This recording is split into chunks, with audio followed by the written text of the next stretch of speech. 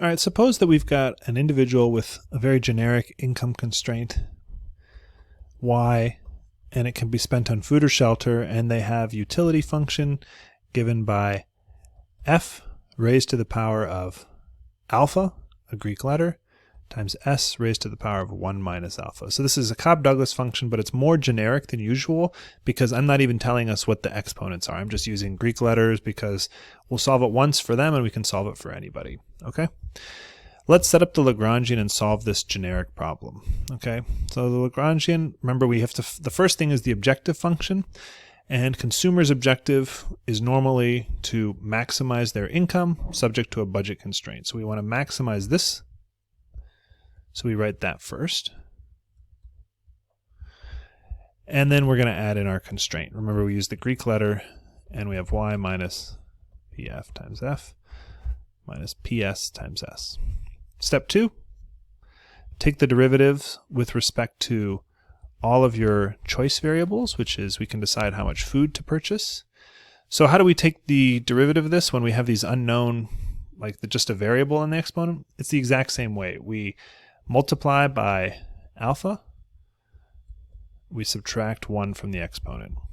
No tricky stuff. And the constraint here is lambda times, we've got f here, so it's minus lambda times pf. This one, we take the derivative with respect to s, and the exponent is 1 minus alpha. We leave the f alone, and then when we subtract 1 from this, we get rid of that first one, so we end up with just negative alpha. Minus lambda times ps, that's the derivative there. And then we have to take the derivative with respect to the Lagrange multiplier, this Greek letter lambda here. That's very easy, there's no exponents, so we just need to write down the constraint.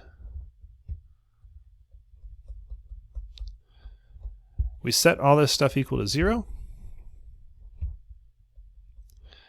And now we solve the resulting system.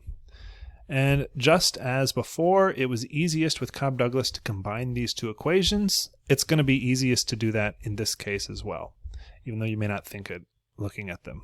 So we have alpha times f to the alpha minus 1 times s to the 1 minus alpha equal to lambda times pf.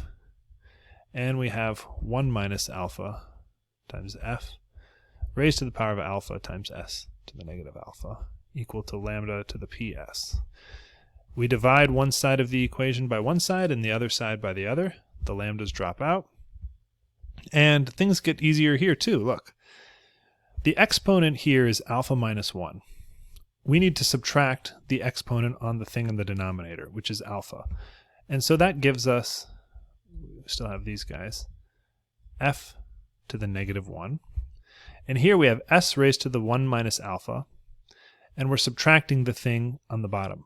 We're subtracting negative alpha, which is the same as adding positive alpha, which cancels out that one, and we just get s to the 1. And we have that there.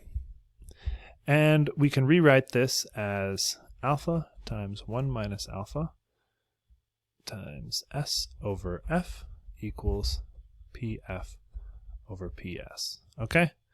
So, as usual, once you do this division trick, a lot of the complexity falls away. Okay? All right, what do we do next? Well, let's solve for, say, s and plug that in over here. So we've got s is equal to, I'm solving this equation here, 1 minus alpha divided by alpha, because I have to multiply and divide by this term here to get rid of it, multiply by f times pf over ps. Okay? I take that and I plug it in for s here. This thing is y, can be rewritten as y equals pf times f plus ps times s. But instead of s, I'm going to now write 1 minus alpha times f times pf over ps. The ps cancels here, and I end up with PF times F plus 1 minus alpha over alpha times PF times F. Okay? We can factor those PF times F's out, and we get Y equals PF times F times 1 plus 1 minus alpha over alpha. Okay? So notice that if you multiplied this out through here, you would get back up to this stage here. All right, let's look at this. Let's zero in on this. What is 1 minus alpha over alpha? That can be rewritten as 1 over alpha minus alpha over alpha, which is equal to 1 over alpha minus 1. That's actually kind of nice because y is equal to PF times F times 1 plus 1 over alpha minus 1. The 1's cancel, and we get y is equal to PF times F divided by alpha, right? Last but not least, solve for the F.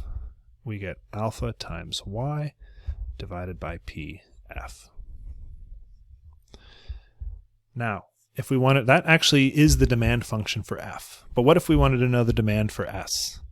Well, we would use, I don't even need to scroll up, it's right here. This guy.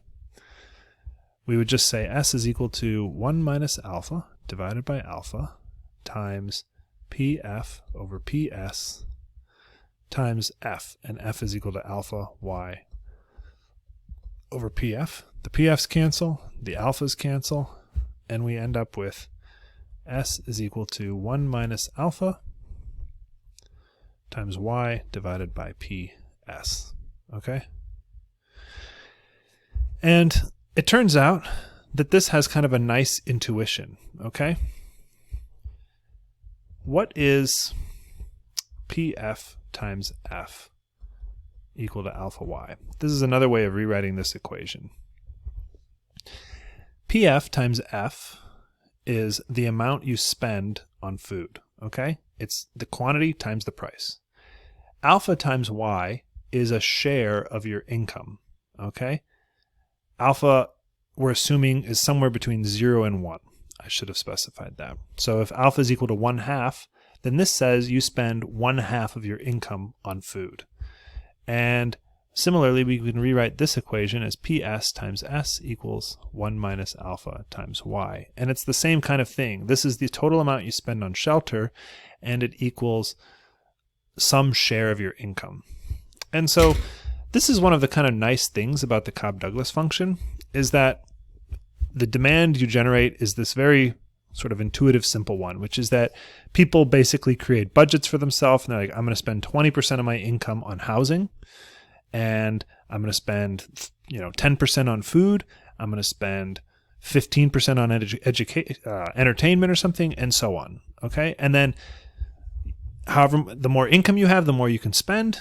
The higher the prices, the less far your budget for housing goes, for example, because if I'm going to spend 20% of my income on housing and the price goes up, I'm buying a small house, but I'm never spending more than 20% of my income. And that's what the Cobb-Douglas function suggests. And later we'll see if that's a good assumption or not. But anyway, it's at least a kind of simple demand function. Anyway, now that we've seen how to derive it, let's say we can go from the individual to the entire market.